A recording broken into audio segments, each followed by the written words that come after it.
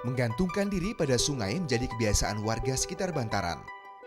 Seperti halnya Epon, warga tanah rendah Kampung Melayu ini, hampir seumur hidupnya menggantungkan hidup pada air sungai.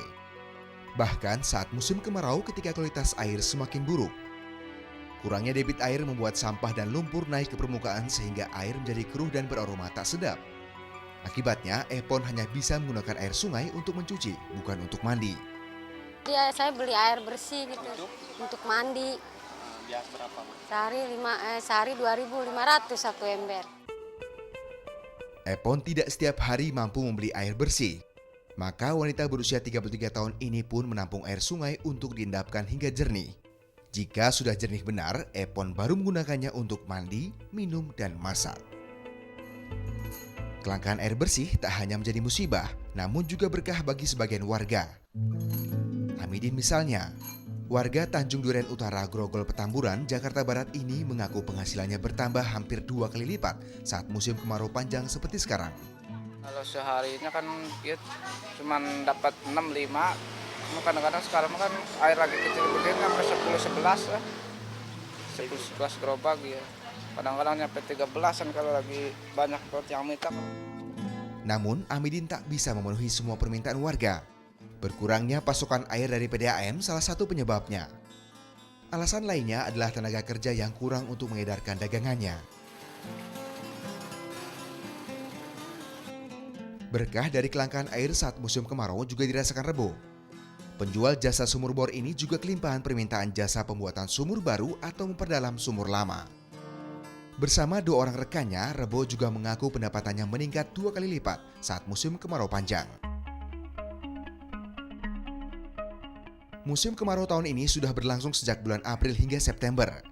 Hujan yang tak kunjung turun dan berkurangnya daerah resapan air membuat beberapa kawasan tampak gersang. Bukti lainnya juga tampak di pintu air banjir Kanal Barat Manggarai, Jakarta Selatan. Sebagai tolak ukur debit air yang masuk Jakarta, ketinggian air di sini sangat rendah.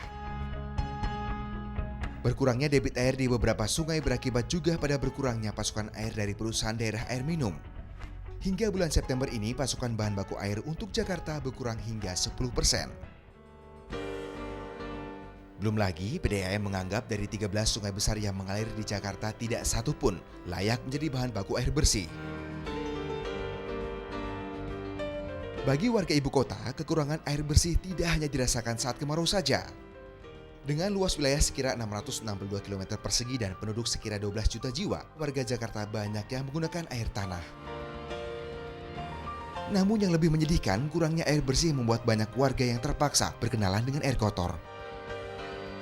Di atas kertas kita punya 44% cakupan layanan, tetapi kemudian dari 806.000 pelanggan air minum perpipaan di kita, ada sekitar hampir 200.000 yang tidak mendapatkan air, sehingga yang kalau kita lihat adalah kemampuan kita baru mampu melayani baru 36%. Tak heran jika harga air minum di Jakarta adalah urutan ketiga tertinggi di Asia setelah kota di Jepang dan Singapura.